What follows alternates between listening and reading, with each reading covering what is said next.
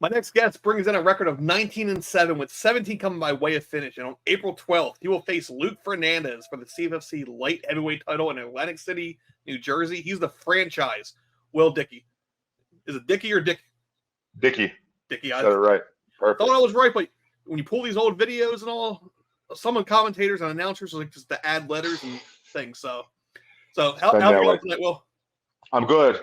Thank you for having me. I know we spoke in the past, and I was just excited to be on your podcast. I appreciate the patience. I'm really in training camp right now, and I'm just excited for next week, man. I heard great things about your podcast. My boy Tyler from Mom Basement said you're the man. So, man, that's why I'm here, man. I appreciate it. Awesome. Appreciate you, and appreciate that bald bastard as well. So, at time of recording, we are a week away. Like, this time next week, the doors are opening. The 4,000 fans are coming into the stadium, and you're seeking to add yet another belt to your collection. Your past two fights, you added to your collection again already. This time though, you're going against CFFC's and one of Fight Pass's highest touted prospects in Luke Fernandez. How did this fight come together, and like how long of a notice did you have to prepare? Great management. My boys over at Upgrade, Sergio, Julian, Vic, to take care of me. I knew right away. I just came off a decent win in Alaska. I took out their top guy, number 10 guy in the nation. Right after that, I'm on the back end of my career. I was feeling good. I told my management, let's just keep this going. I went in there, got out of there unscathed. My last 5 or 6, I've been pretty much unscathed. So I've known about it for about a month and a half, and we just went right back-to-back training camps. We were at it. Nice. And even on Instagram, you've been documenting your journey for this fight. I think it's about 2 months, maybe 2 months at this point of actually documentation of it. And, we can tell you're ready for a scrap. You're on weight a week out, basically. We kind of mentioned that before we hit record, too. Like, fighters would kill to be as close as you are. I don't want to give it away. People can go look if they want, but I don't want to, let your opponent know that you're already ready. Like, let's say you're going to have the worst weight cut of the week. You're going to be suffering and, just dying on the scale, amp them up a little bit. With all your opponent's fights, though, being on Fight Pass, has that been easier, though, to a game plan for this one? That's a good question. I mean, I don't fight anybody that's easy. As far as my weight goes, I really don't care who knows about it. Luke can know about it. I'm 210. I'm lean. I'm ready. I'm all 210. I went back-to-back training camps. I know Luke's a dangerous guy. I know he's kind of like the golden boy over there. All the pressure's on him, man. All the pressure's on him. All respect to him and his camp. Thank you for taking the fight. But, I heard he's training hard. I'm training hard, and he better, man, because, there's no punk in me. And what I mean by that is there's no quit in me. He's going to have to knock me unconscious, which could happen. But if it doesn't, I'm on his ass for 20 minutes.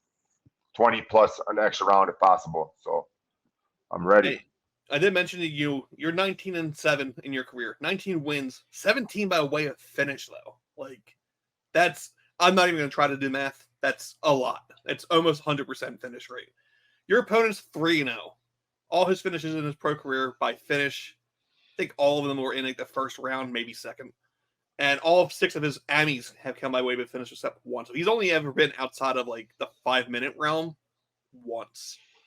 How do you see the fight going, especially with your experience coming into this one? I'm gonna push the action. I'm on his ass from the count of that bell. I'm not gonna stand in front of him. So take him into deep waters. You know what I mean? I'm gonna really test him. If he beats me, he deserves to go to the next level. All respect to Luke. If he beats me, he deserves to go to the next level. You know what I mean? Because I'm a real solid opponent even at 38.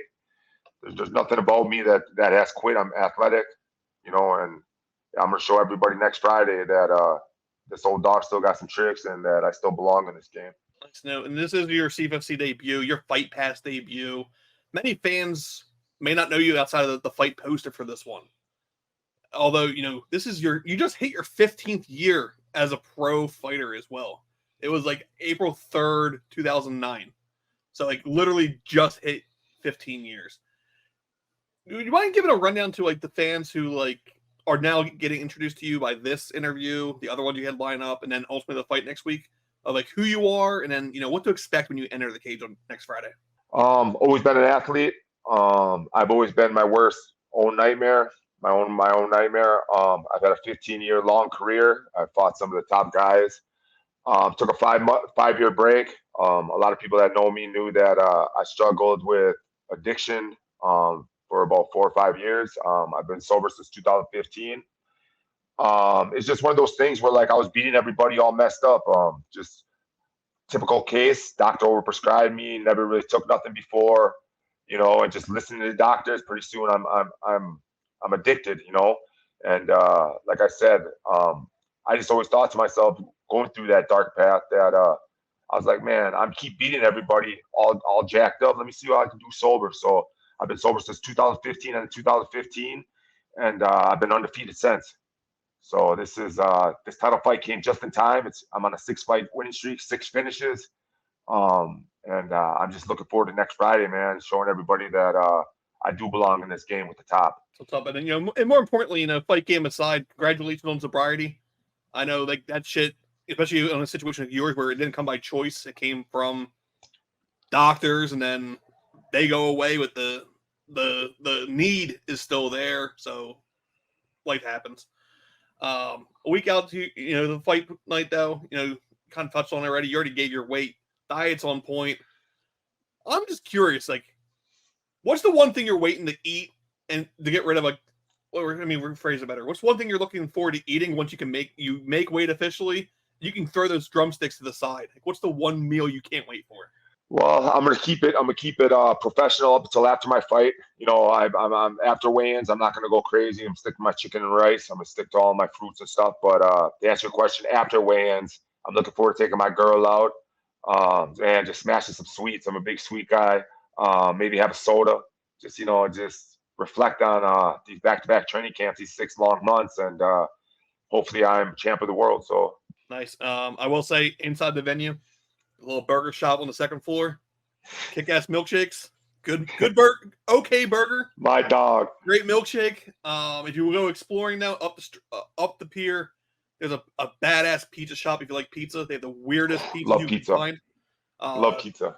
Tony Baloney's. Can't recommend it enough. If you like spicy food too, they do their own mozzarella aging and everything too. And then love cheese. They have a Carolina Reaper. They call it like Satan's dick. And if you eat like so many, I think you get like a shirt or something. But that's if you want to leave the facility and go explore. Tony Baloney's up the street is worth. Hey, listen, when I become world champ, I'm taking you there after the fight, man. If you're gonna be there, man, my treat, man. I promise you. We're gonna go there. We go eat some food, man. If you're down. Yeah, this is the first Atlantic City card in a while. I'll be watching from this seat right here. Oh, okay. Yeah, I'm a little disappointed, but there's other events in the area going on. There's no hotel rooms, and the drive is just a little too far to come out and get back home the same day, especially since I know you're gonna be watching though, so I'll give you a shout out, man. I appreciate you having me on here. Yeah, I'll be watching. I have a whole little like station that I kind of get into work mode. I'll probably end up doing a little fight companion too with our boy Tyler, just to kind of give our support from our side, and then it's possibly the best card they put on. So why not have you headline it as well? Outside of that, I'm gonna pass the mic to you. You have sponsors, I'm sure, leading into this one. If not, you have your supporters now as well too. I want to pass the mic to you to kind of give out all the flowers that you need to give. Mike's all yours. First of all, I just want to thank my work. Everybody at Creative Converting. There's going to be a group of 20 of them. My boys Mark Moss, my boy Josh, my boy Kenny. Thank you, Sean, for putting that together. They're going to have a group of like 20 or 25, everybody from work. So everybody at Creative Converting, thank you so much. My sponsor, Mickey Magnum. He just went through, he just had a tumor removed on his small intestine, man. Get well, buddy, man. I love you, man. Thank you for everything. My sponsor, Celsius. Thank you to you for having me. To my boys that are making the trip, Robert Flores, Craig Ali, all you guys, John Sissel, man, I appreciate it, man. Robert, you've been with me since the beginning, man. I'm going to make you proud, man. My boy Robbie's like my best boy. He's been with me since the beginning. To my management, Upgrade, Julian, Sergio, Vic, thank you for everything. I'm going to make you proud next week. You guys are the light of everything. To my beautiful girlfriend, Stephanie, man, I love you. And to my father, to my dad, man, he's one of my biggest supporters. He's a little bit older, but man, he's a single father, took care of 5 boys. You're my hero, Pop. Love you. And that's respectable. I mean, usually the dad's the one who's the the Yep. one who's It's usually the other way around. not Absolutely. around. So, respect to that, especially 5 boys. I have 1 girl. I can't imagine having 5 boys. Like, there's a reason why this is gone. But April 12th, main event, CFFC 131, Atlantic City, New Jersey, UFC Fight Pass. Best of skill. We'll be cheering you all from home. Maybe if when you win, maybe you'll hear us out in Atlantic City when we shout you out and you get the win on best of skill. And I look forward to seeing the fight and where you go after this one too. Thank you. Thank you for having me.